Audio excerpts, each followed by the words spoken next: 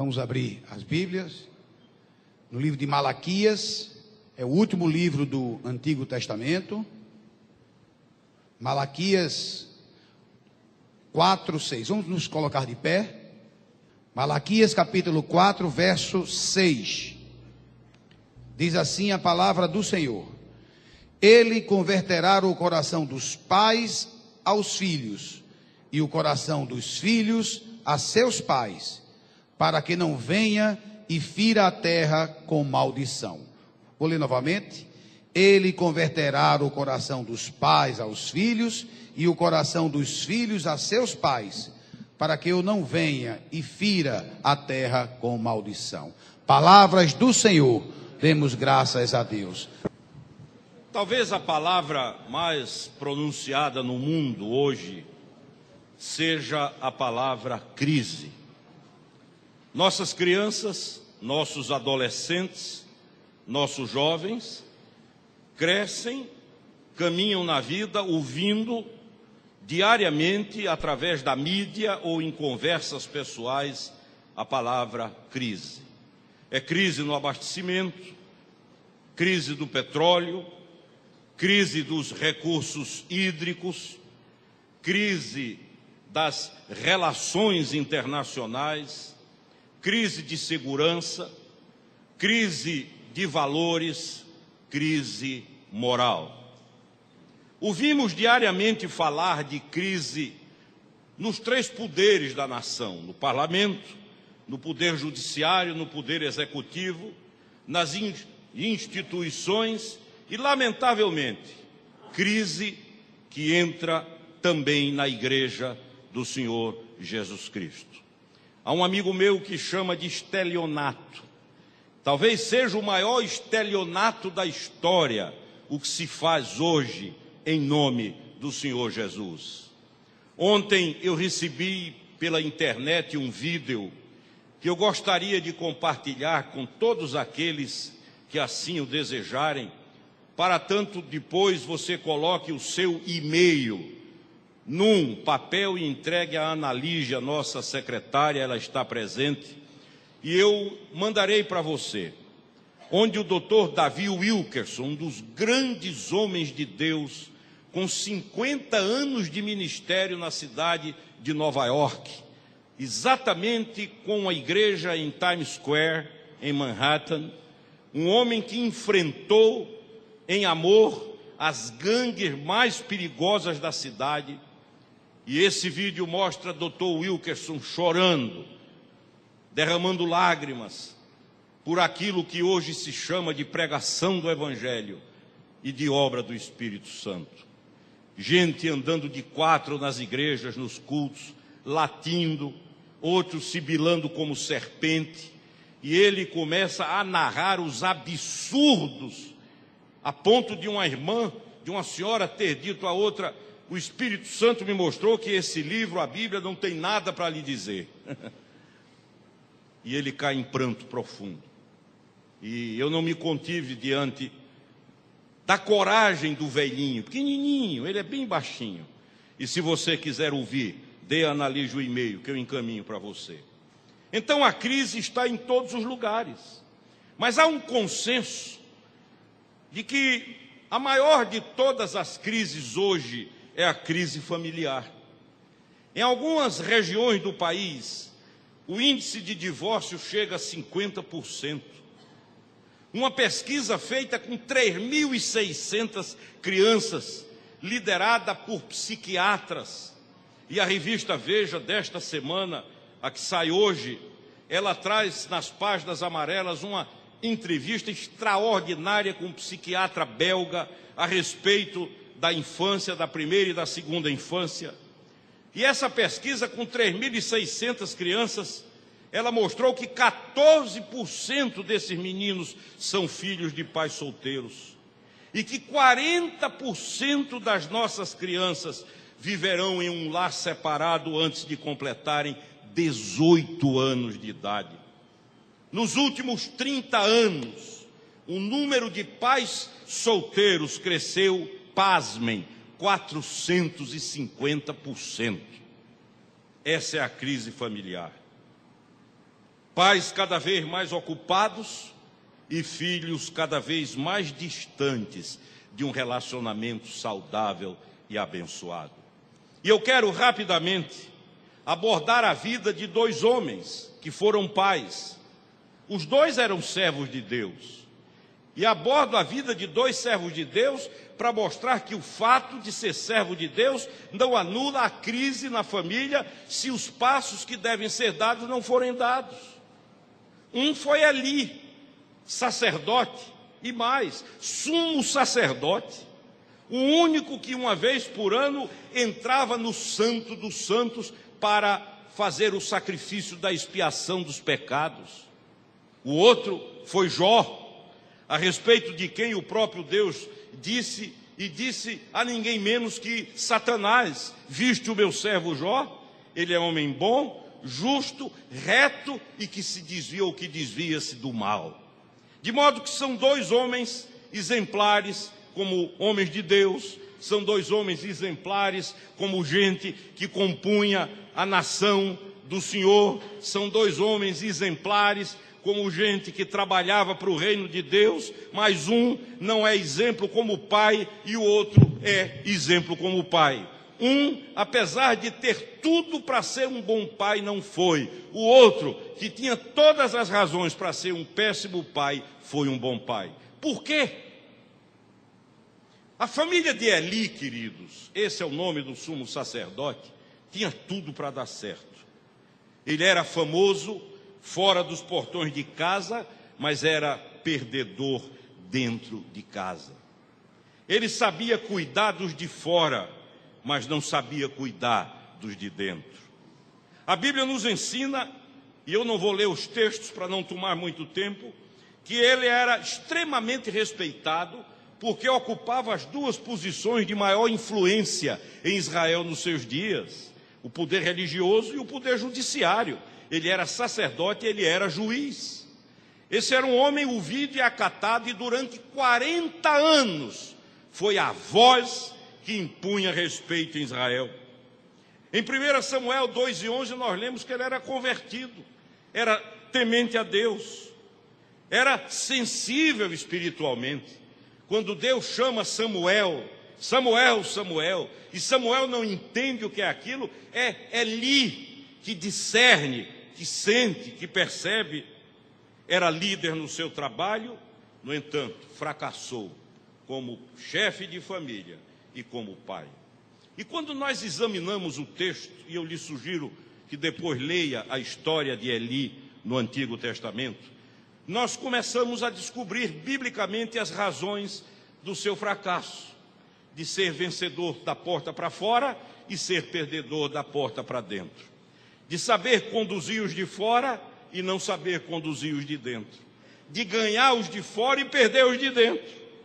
E a Bíblia aponta, primeiro, que ele foi um pai ausente, talvez por força das suas atividades, investiu a vida tratando dos filhos dos outros, e quem sabe, diante da demanda familiar, quando os filhos pediam para conversar com ele, a resposta era aquela famosa frase: não tenho tempo. Um dia teremos tempo, um dia eu tiro um tempinho para conversar com vocês. E o fato é que ele foi ausente do ponto de vista físico e, pior, do ponto de vista emocional. Uma outra razão é que ele foi omisso, ele foi advertido, foi avisado. Não foi por falta de aviso que ele perdeu a família, não foi por falta de aviso que os filhos foram exemplos negativos para toda uma nação. A primeira advertência veio do povo. O povo foi a ele e disse: Eli, seus filhos estão dando um exemplo horroroso. Ele não o viu. A segunda advertência veio de um profeta anônimo, que disse a ele: põe ordem na tua casa. E a terceira advertência veio de Deus, e ele não ouviu nenhuma, era omisso. Os meninos pintavam sete, como a gente diz, atavam e desatavam, e ele nem aí, nem aí, né? A terceira razão que a Bíblia dá é que ele era um pai bonachão. Isso é, ele brincou com erros, brincou com pecado, ele brincou com a criação dos seus filhos, quem sabe justificando os erros com aquela frase: isso é coisa de jovem, isso é coisa de menino, isso é coisa de adolescente, deixa fazer, não impõe limite para não cercear o bichinho, deixa ele solto. E eu tenho um amigo que foi deputado no Rio de Janeiro, José Francisco, foi meu colega de seminário, e ele escreveu 10 passos para se perder um filho, e esse é um dos passos. A quarta razão é que ele foi um pai conivente. Ele simplesmente fazia que não via. Ele simplesmente desviava os olhos dos problemas familiares. E também, em quinto lugar, foi um pai fatalista. Quando acontecia a desgraça, ele dizia: não, é porque tinha de ser assim. Estava escrito. As estrelas já diziam, né? Isso já estava determinado. E entregou os pontos e jogou a toalha. Quais são as lições para a minha vida e para a sua vida que esse homem, sumo sacerdote, homem de Deus, servo de Deus, quais são as lições que nós podemos extrair dos erros que ele teve como pai? Bom sacerdote, péssimo pai. Extraordinário homem de Deus, mas como líder de sua família, um fracasso. Primeira lição que nós aprendemos com Eli é essa aqui, prestem atenção: o perigo de cuidar dos outros e não cuidar da própria casa, de resolver o problema de todo mundo e não resolver os problemas de casa, de ser amável com os outros, grosseiro em casa, de ser mel com os outros e fel com a família, de estar disponível 24 horas para os outros e não ter tempo para os seus. E isso vai provocando desgaste relacional com os filhos, e Eli caiu nisso. Eu conheço um pregador que um dia foi confrontado por um filho de 7 anos, e ele sentiu a luz vermelha, e chamou a secretária e disse: cancela todos os meus compromissos durante 6 meses. Disse: mas reverendo, o senhor tem compromisso no país, fora do país, o senhor tem cruzadas para realizar, eventos importantes. Ele disse: minha filha, se eu perder essa cruzada, eu perco todas as outras. Essa aqui, do meu filho, é essa que eu não posso perder. E cancelou tudo para investir na vida do filho. Esse foi o primeiro erro de Eli, que hoje em dia, na sociedade, no mundo, e infelizmente na igreja do Senhor, muitas famílias cometem. A segunda lição que podemos aprender é o perigo de ser famoso da porta para fora e não ter autoridade da porta para dentro. Uma vez eu li uma história de uma senhora que procurou o pastor e disse: olha, eu queria que o senhor me autorizasse uma coisa. O pastor disse: o quê? Ela disse: eu queria que o senhor arrumasse um cantinho na igreja, e eu quero fazer minha mudança para lá. Eu quero levar geladeira, fogão, micro-ondas, freezer, cama, mesa. E o pastor disse: e a senhora ficou louca? Isso é um surto? A senhora surtou? Ela disse: não, pastor, é que meu marido na igreja é um santo, mas em casa é um demônio. Então eu prefiro morar lá, onde ele é bom, amável, educado, beija todo mundo, abraça. Aqui em casa é um festival de grosseria. Então, nós corremos esse risco de sermos conhecidos da porta para fora e sem autoridade da porta para dentro. A terceira lição que o sacerdote ali nos ensina é esta: o perigo de não confrontar os filhos para não desagradá-los. Se você conversar com qualquer psicólogo, está aqui o reverendo Técio, que é neuropsicólogo, você vai ouvir dele ou de um psiquiatra, conversa com o Filizola, que a imposição de limites, que para a gente, quando a gente põe limites num filho, a gente fica triste e fica preocupado com o que ele vai entender. Hoje há unanimidade na psiquiatria e na psicologia de que a leitura que eles fazem é outra.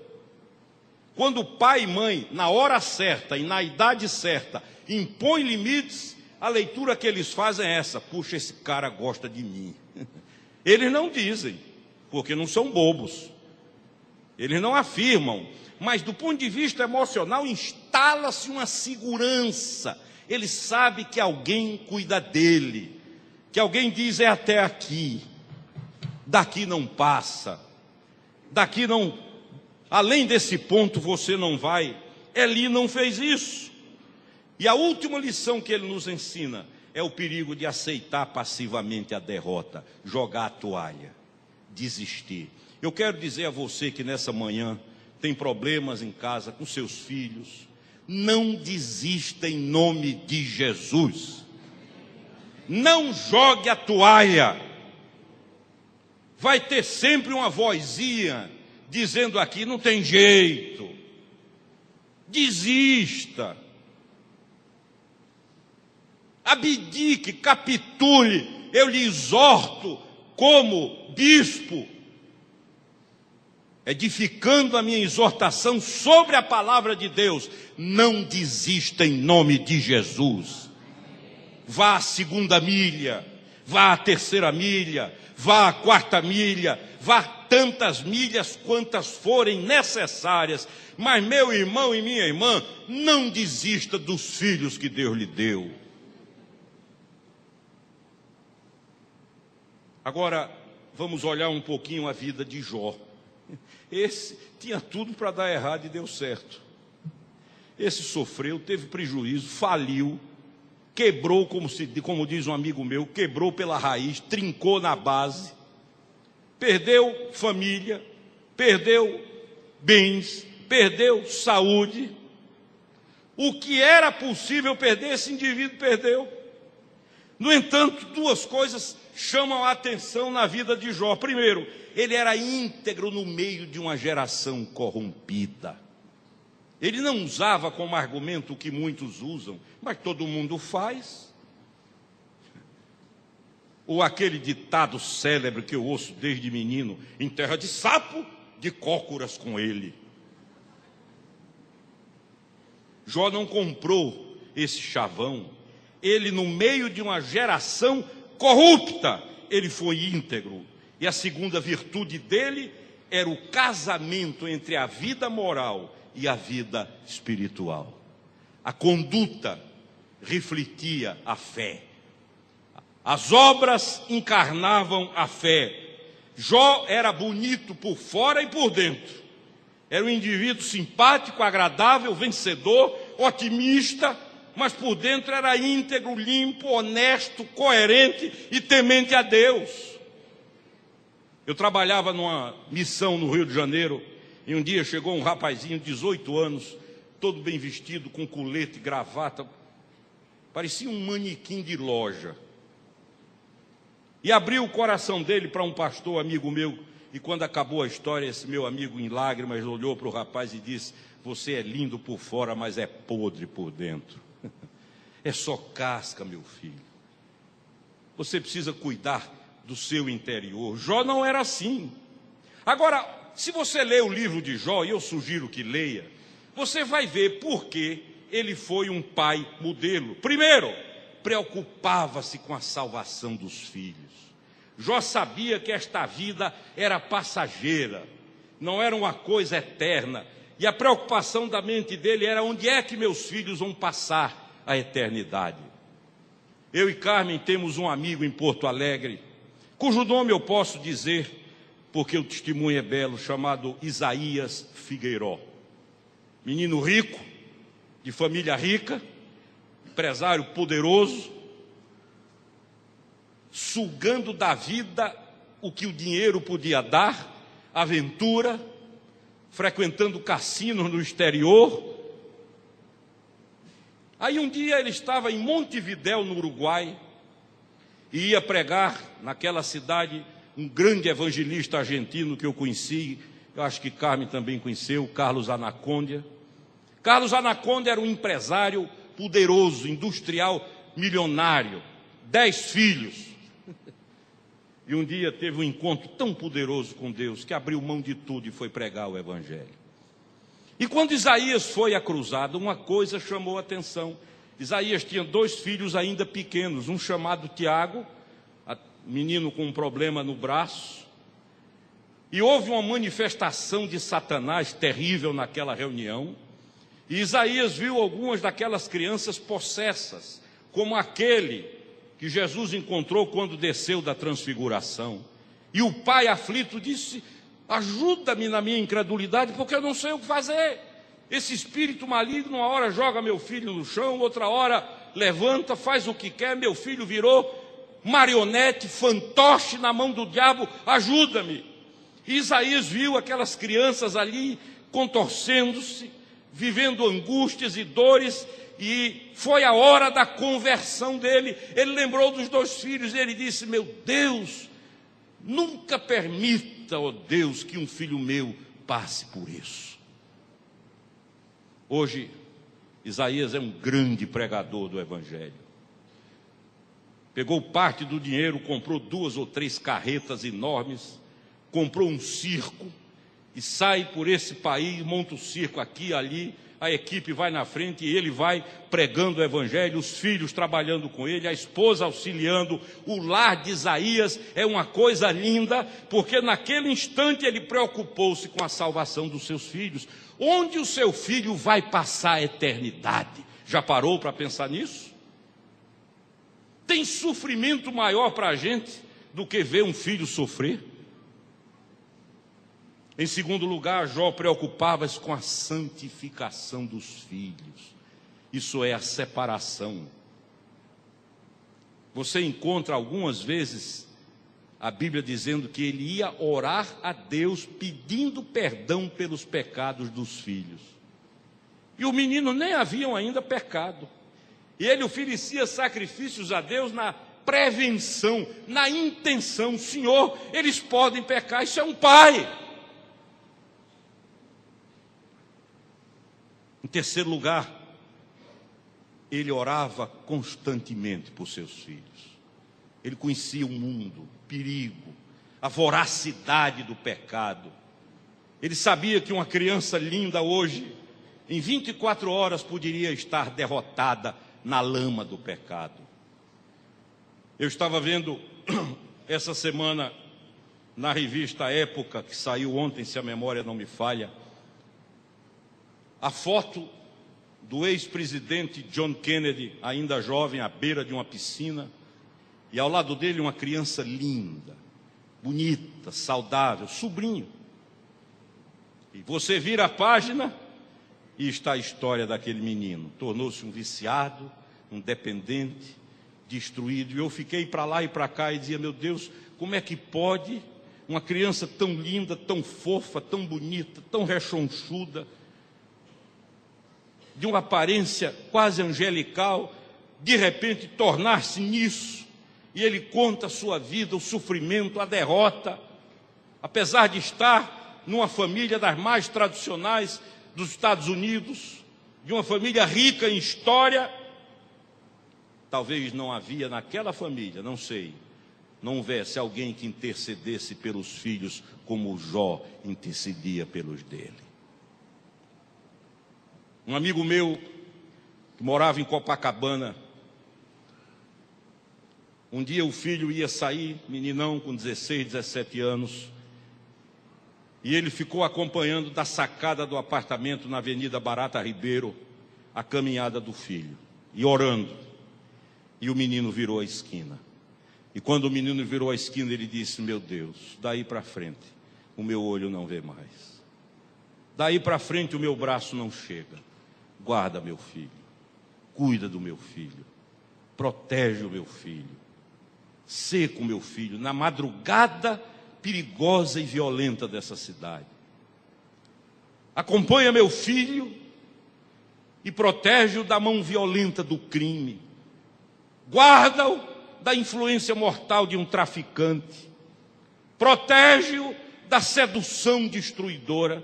E ele contou que ficava ali, às vezes horas, madrugada fora, orando, clamando, pedindo a Deus pela vida do filho. É por isso que o texto que nós lemos, que o reverendo Jair leu, foi esse, porque essa é a última promessa do Antigo Testamento. É o fecho de ouro. Quando ele vier, há uma referência a Elias, mas não é Elias, é Cristo. Ele converterá o coração dos pais aos filhos e o coração dos filhos aos pais. porque eu estou convencido que o que falta mesmo é pais se converterem a filhos e filhos se converterem a pais. Há uma necessidade de conversão mútua, porque o evangelho verdadeiro começa no lar. Se não funcionar no lar, não vai funcionar em lugar nenhum. A mais bela expressão do evangelho é um lar temente a Deus. Amém? Não há igreja forte sem lares fortes. É ilusão. Não há igreja sadia sem lares sadios. E a gente pode caminhar para a conclusão fazendo a pergunta cujas respostas estão na vida de Eli e na vida de Jó. Quais são os sinais que identificam os verdadeiros pais? Primeiro, são aqueles que ensinam o filho no caminho em que ele deve andar. Se você não ensinar, qualquer caminho será bom. A fábula mundialmente conhecida de Lewis Carroll, Alice no País das Maravilhas, mostra que em determinado momento ela chega a uma encruzilhada, 4 opções e não sabe para onde ir, e é socorrida por um gato, se a memória não me falha, e o gato pergunta: para onde você quer ir? E ela diz: para qualquer lugar. E o gato responde: então qualquer caminho serve. Para quem não sabe para onde vai, qualquer caminho serve. Por isso a Bíblia diz: ensina a criança no caminho em que deve andar, e quando for velho, não se desviará dele. Amém? Em segundo lugar, são pais que amam os filhos incondicionalmente. Filho, para ser filho, não precisa ser bonito, não precisa ser saudável, não precisa nem ser bom caráter. Filho é filho. O amor não condiciona. O amor não estabelece barganhas. O reverendo Antônio Elias ganhou os 3 filhos para Cristo numa manhã como essa na igreja presbiteriana Betânia. Homem de Deus, foi o homem que me levou a Cristo, foi o mentor de Caio, Fábio. Eu desconheço nesse país alguém que tenha levado tanta gente a Jesus como o reverendo Antônio Elias. 70 anos de ministério. Foi apresentado pela TV Globo como uma família padrão, mas os 3 filhos no mundo, desviados, um metido com maconha, o outro metido na noite do Rio de Janeiro, e a igreja murmurava, fofoca para lá, fofoca para cá, comiam o reverendo Antônio Elias frito no domingo. E um dia ele já não aguentava mais, chegou ao púlpito e disse: olha, irmãos, eu estou sabendo do bate-boca, da conversa a respeito dos meus filhos. Eu quero dizer a vocês que Deus sabe o quanto eu amo o meu ministério. São 50 anos, eram 50 anos naquela manhã. No entanto, se vocês querem que eu escolha entre a igreja e os meus filhos, a escolha está feita, eu fico com meus filhos.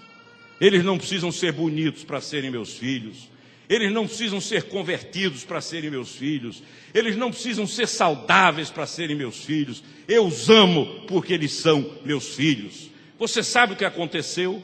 Sem que ninguém mandasse, a igreja foi começando a ficar de joelhos. E daqui a pouco a igreja estava ajoelhada. E naquela manhã, os 3 filhos, Teófanes, Cessé e Luci, os 3 se converteram e entregaram a vida a Jesus.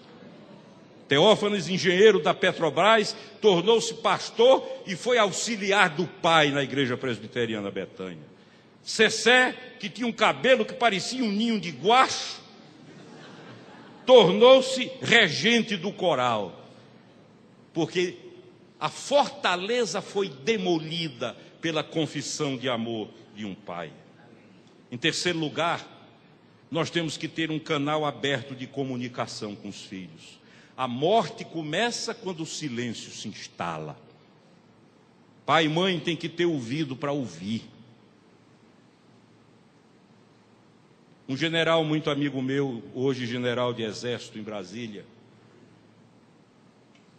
Em março eu vou casar o filho dele no Rio, no Forte Copacabana. Ele disse o seguinte, conversando comigo. Ele disse: não há na história nenhum registro de um exército sendo derrotado por falta de munição, por falta de bala. Não há. E me disse mais Ximenes, há vários registros de exércitos derrotados por falha na comunicação. Ele disse, é por isso que uma das prioridades em uma guerra é isolar o inimigo, é interromper as comunicações. O general Ariel Sharon, que foi o herói da guerra do Yom Kippur em 1973, com uma manobra ele isolou o terceiro exército egípcio, cerca de 120 mil homens. E o isolamento iria produzir a morte. Quando marido e mulher param de conversar, quando filhos e pais param de conversar, o risco da morte se instala. Em quarto lugar, é vitorioso o pai e a mãe que aprendem a perdoar seus filhos. O bálsamo do perdão são pessoas que veem também os acertos e não apenas os erros. Concluindo, queridos, o que a história de Eli e Jó nos ensinam é que a família deve estar edificada em Deus. Vamos repetir isso aí, todos? A família deve estar edificada em Deus. Qualquer outra edificação passa. Em segundo lugar, a família deve priorizar os ensinamentos, os valores espirituais. Vamos repetir? A família deve priorizar os valores espirituais. Em terceiro lugar, o trabalho não pode tomar o lugar de Deus na nossa vida. Vamos lá?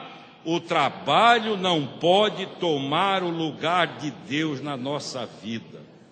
Em quarto, nossos filhos são presentes de Deus e nossa maior riqueza.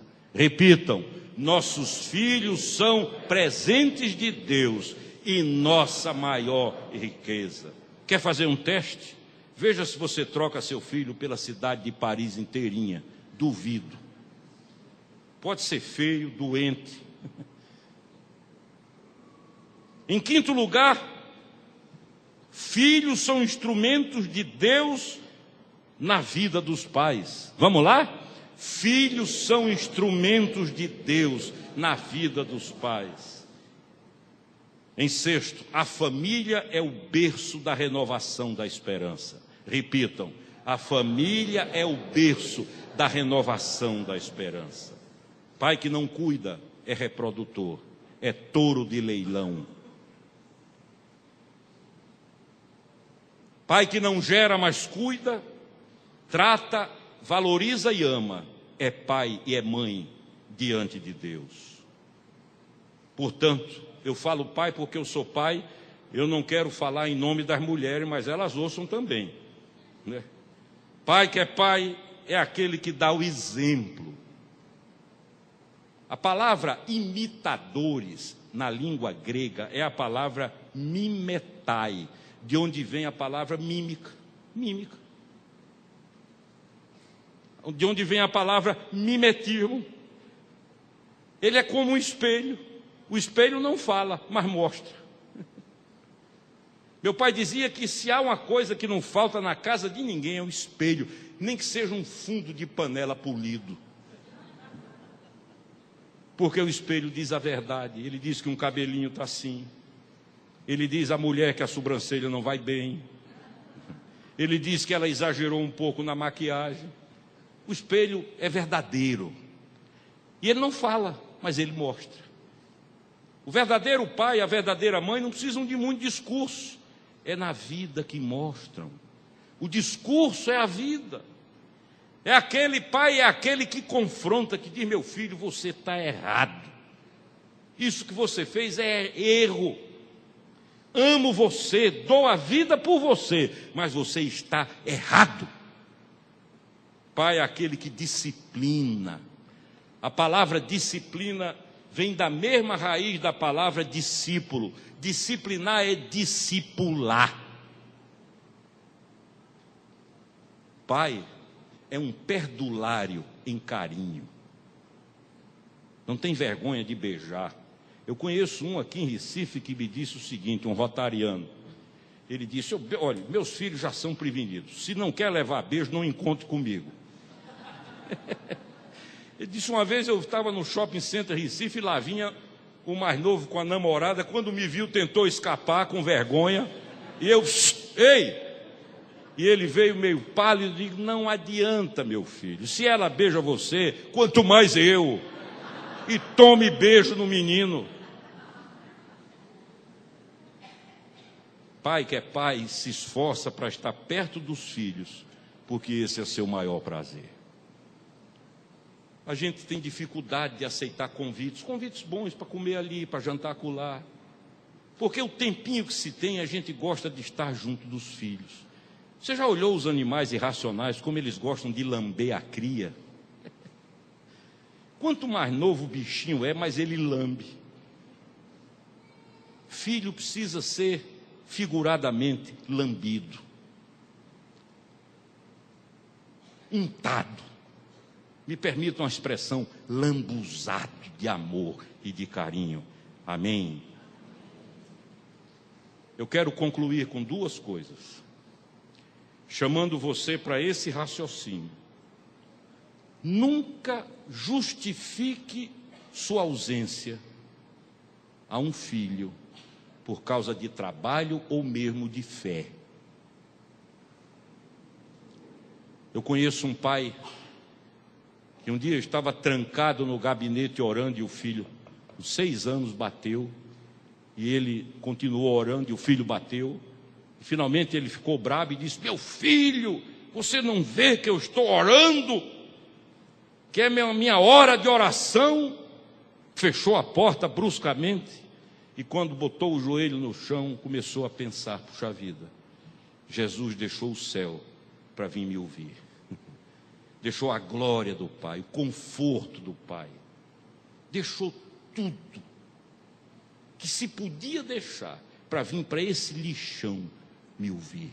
E eu sou incapaz de parar de orar 5 minutos para ouvir meu filho. Então, amados irmãos, eu quero concluir lendo isso aqui. Ouçam bem. Os homens mais felizes do mundo estão longe dos holofotes. Não amealharam riquezas, nem frequentaram as altas rodas sociais. Não chegaram ao topo da fama, nem beberam todas as taças dos prazeres. Os homens que fartaram a alma com os mais finos manjares espirituais e alcançaram a mais encantadora realização, são heróis anônimos. São homens que não foram aplaudidos pelo mundo, mas foram aprovados no recesso da família. A maior realização de um homem não é ser grande aos olhos do mundo, mas ser honrado dentro do seu próprio lar. Eu posso olhar para vocês, alguns bem idosos, e imaginar o pai que viveu por trás de vocês, para formar um caráter, uma mãe que construiu uma vida emocional sadia em você. Posso ver muitos de vocês que venceram na vida, são homens e mulheres respeitados, citados, conhecidos, mas o meu coração olha nessa manhã o que há por trás de vocês. A figura de um velho pai, que talvez não tenha tido o privilégio de frequentar uma universidade, de conhecer o mundo, mas que investiu o suor, as lágrimas, para dizer, esse é meu filho, essa é minha filha. Esse tipo de gente troca todos os aplausos do mundo pela bênção de ver um filho vitorioso e feliz na vida. Homem de bem, mulher de bem, gente sadia. Podem crer no que eu vou dizer. Por trás de gente sadia e vitoriosa a um pai e uma mãe que investiram, que ensinaram com a força do exemplo. E é isso que a palavra de Deus nos ensina. Eu gostaria que nós orássemos por todos aqueles que querem nessa manhã colocar seus filhos diante de Deus. O Diário de Pernambuco, durante essa semana, publicou reportagens sobre o crack. Virou uma epidemia, está incontrolável. As estatísticas mostram que as crianças que se tornam alcoólatras estão começando a beber aos 10 anos de idade. 10. Que os que estão consumindo o crack começam entre 8 e 9 anos. E o governo já não tem controle. Até porque esse controle deveria ser de casa. Eu quero, nessa manhã, orar com todos aqueles que querem entregar seus filhos a Deus. Dizer: Senhor, ajuda-me. Dá-me coragem para ser exemplo para ele, para ela. Estende a tua mão na direção dele e dela. Faz de mim um pai e uma mãe que, ainda que não seja famoso para a sociedade, seja vitorioso dentro das 4 paredes da minha casa. Amém. Vamos ficar em pé. Eu quero convidar os que quiserem vir aqui à frente. Nós vamos orar, abençoando todos nessa manhã.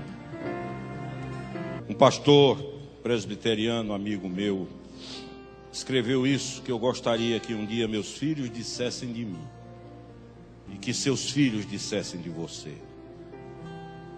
Ele disse: meu pai foi um exemplo para mim, enérgico, mas doce ao mesmo tempo. Cercava-me de privilégios, mas de igual forma cingia-me de responsabilidades. Cobria-me de carinhos, mas cobria-me também de exigências. Não me poupava de críticas, mas era rico nos elogios. Era firme no confronto, mas convincente nas lágrimas. Meu pai foi meu conselheiro e meu maior incentivador. Algumas vezes obedeci em lágrimas, desejando fazer o contrário do que ele dizia.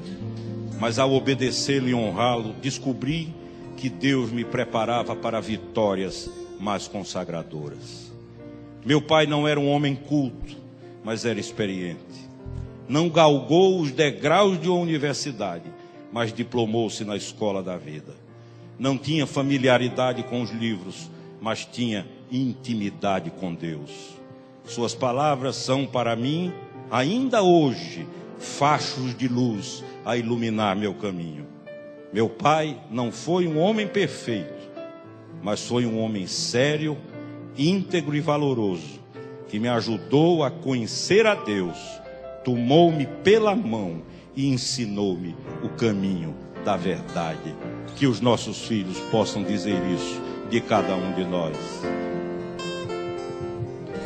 Ó Deus, Tu conheces o deserto que cada um que aqui está nesta manhã vivendo, Senhor, as dores, os sofrimentos. Mas, Senhor, Tu és um Deus que está sempre dando uma nova oportunidade. Uma oportunidade, Senhor, de nós recomeçarmos de uma forma diferente. E que, Senhor, que a partir de hoje, desta manhã, um milagre comece a acontecer na família de cada um que aqui está, Senhor. Que seja o início de uma transformação, Senhor, de dentro para fora, Pai.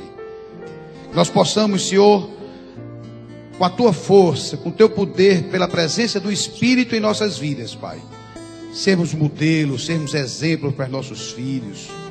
Que nossos filhos possam olhar na gente, através das nossas atitudes, das nossas escolhas, um comportamento para que ele possa seguir, Senhor.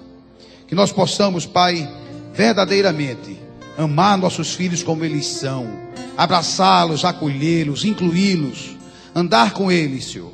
Sabemos que não é fácil, Pai, mas com a presença do Teu Filho nas nossas vidas, dentro da nossa casa, tudo poderá ser mudado. Nós cremos, Pai, que o milagre vai começar a acontecer a partir desta manhã. Que nós passamos, Pai, a orar mais por nossos filhos, porque cremos no poder da oração, Senhor. Nós possamos interceder mais por nossos filhos, interceder por nosso relacionamento familiar. Que nós possamos clamar a Tua presença na nossa casa, Pai. Para que nós possamos ver transformação e vida no lugar de choro e morte. Assim clamamos e desde já, Pai, agradecemos pela Tua graça e misericórdia. Em nome e para a glória de Jesus Cristo. Amém. Amém.